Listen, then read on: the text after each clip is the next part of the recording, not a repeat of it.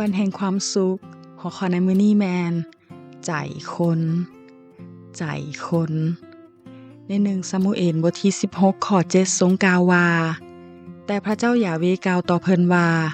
อย่าได้สนใจนำความสูงและความงามของลาวเลย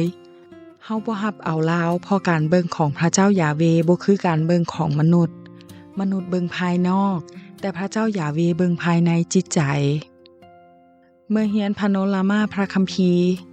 พาโนรามาคือภาพถ่ายที่เป็นสุดมาเรียนต่อๆกันรวมเป็นภาพใหญ่ในภาพเดียวข้าน้อยจื้อ3หัวใจกษัตริย์อย่างขึ้นใจว่าโซนบ่มีใจดาวิดเต็มใจโซโลมอนมีครึ่งใจกษัตริย์ทั้ง3องค์นี้มีอิทธิพลและความสำคัญต่อชาติอิสราเอลและต่อพระเจ้าด้วยพอถูกเลือกให้เป็นผู้ปกครองประเทศทั้งที่พระเจ้ายาเวห์เป็นกษัตริย์อยู่แล้วแต่พวกเขาอยากมีกษัตริย์คือกับประเทศอื่นๆที่อยู่อ้อมข้างจึงขอผู้ทำนวยซามูเอลให้ทูลขอกับพระเจ้าแล้วก็ได้ตามที่ปรารถนาขอให้เฮาระวังที่จะบ่ทูลขอตามใจหลายเพราะเมื่อได้มาแล้วก็ควรพร้อมที่จะยอมรับผลที่ตามมาด้วยซนเป็นกษัตริย์องค์ทวิตของชาติอิสราเอลเพิ่นมีรูปร่างใหญ่กว่าชายอื่นในแผ่นดินเมื่อเป็นกษัตริย์แล้วใจบ่ได้สูงคือร่างกายเลยแต่กับยิ่งจองหองและบ่เฮ็ดตามคำของผู้ทำนวยซามูเอล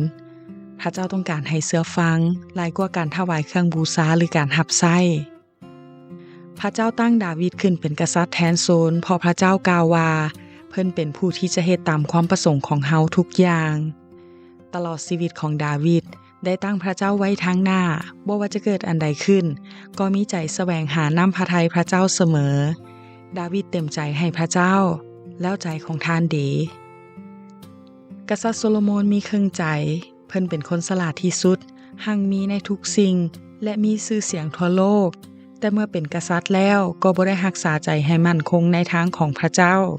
ย้อนแนวนี้อาณาจักรจึงถูกแบ่งเป็น2ส่วนคืออิสราเอลและยูดาห์คือกับใจของโซโลมอนที่ถูกจิกออกเป็น2ใจให้พระเจ้าคนบ่มั่นคงและ2ใจจะบ่ได้รับสิ่งใดจากพระเจ้าข้อคิดพระเจ้ากำลังเบิ่งใจจงสำรวจเบิงและยังฮู้เบิงจิตใจของตนเองเถิดอย่าให้พระเจ้าต้องเสียใจเมื่อฮู้ว่าบางคนบ่จริงใจหลายคนมี2ใจแต่ก็มีบางคนที่มีใจให้กับพระเจ้าเต็มห้อยและด้วยสุดใจขอพระเจ้าอวยพร